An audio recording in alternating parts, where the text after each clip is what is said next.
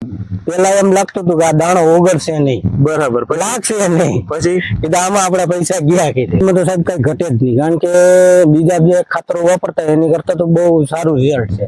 સારું એની ગ્રીનરી જેવી જોરદાર છે. અને નમસ્કાર ખેડૂત મિત્રો, હું રવિ ચૌહાણ ICL એટલે કે ઇઝરાયલ કેમિકલ લિમિટેડ કંપનીમાંથી આવું છું. મિત્રો, આજે આપણે એક યુવા પ્રગતિશીલ ખેડૂત છે પ્રકાશભાઈ લાલજીભાઈ આસોદરિયા, ગામ બંધાળા, તાલુકો અને જિલ્લો જુનાગઢ.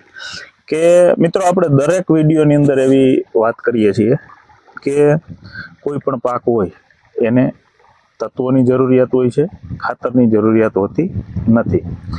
તો મિત્રો, આ વર્ષની જે કંઈ શિયાળુ સિઝનની પરિસ્થિતિ હતી કે પાયાના ખાતરમાં ખૂબ દોડધામ હતી, ટાઈમે કોઈ ખેડૂતોને ખાતર મળ્યા નહોતા.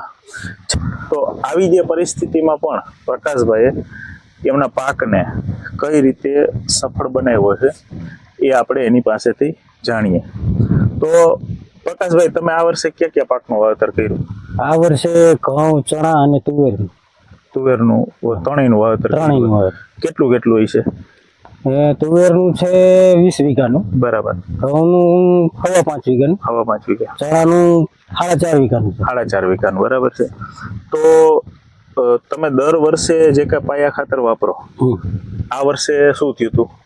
આ વર્ષે તો સાહેબ ડીએપી મળવા પાત્ર જ નહોતું, ક્યાંય ડીએપી મળતું જ નહોતું.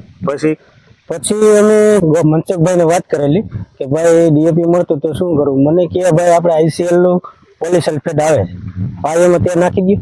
કેટલું નાખ્યું હતું? વીઘે થેલી નાખ્યું હતું. અને ક્યાં ક્યાં પાકમાં નાખેલું છે? બધા પાકમાં નાખેલું છે. ચણા, તુવેર, ઘઉં.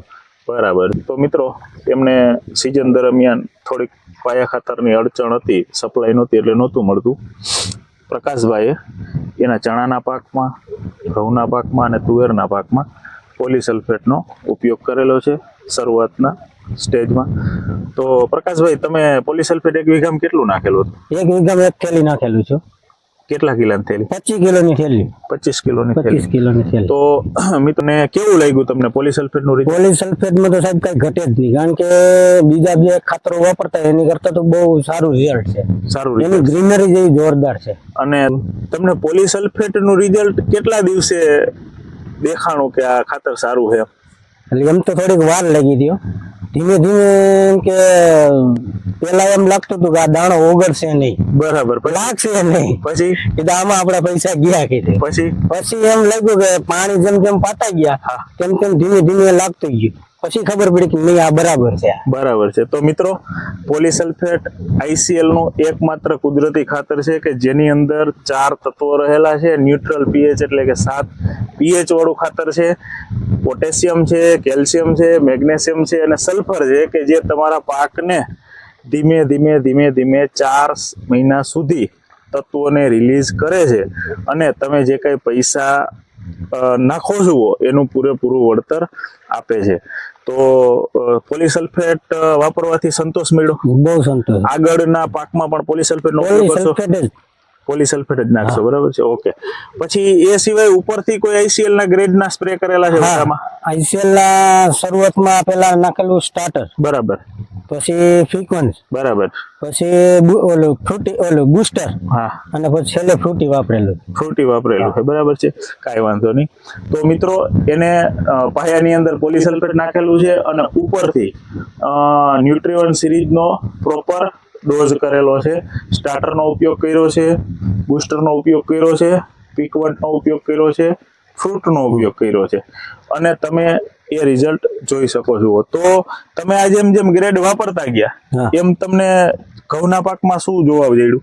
જેમ જેમ ગ્રેડ વાપરતો ગયો ને તેમ તેમ જે આ જે ડુંડી છે એનું આ દાણો છે ને આ એક એક વધતો જાય છે. આ કાપો રહ્યો, એક એક દાણો નીચે ચાલતો જાય છે, ઉપર ડુંડી ચાલતી જાય છે. બરાબર છે. પેલા એમ લાગતું હતું કે આ ડુંડી પૂરી થઈ ગઈ, પણ જેમ જેમ ગ્રેડ મારતા ગયા તેમ તેમ દાણાની સંખ્યા વધતી જાય છે. બરાબર છે. ખાસ કરીને ઘઉંના પાકમાં આપણી માનસિકતા એવી છે કે નિંદામણ નાશકનો ઉપયોગ કરી લઈએ પછી કોઈ વધારાના સ્પ્રે કરતા નથી. પણ જો ઘઉંના પાકમાં પણ ICL ની જે કંઈ ન્યુટ્રીવન સિરીઝ છે, સ્ટાર્ટર, બુસ્ટર, ફ્રૂટ અને પીકોન, એનો ઉપયોગ કરવામાં આવે તો પ્રકાશભાઈના અનુભવ પ્રમાણે અને જે કંઈ કંપનીની ભલામણ છે એ પ્રમાણે ખૂબ સારામાં સારો તમે ઉતારો લઈ શકો છો અને ક્વોલિટી પણ બનાવી શકો છો. Yeah.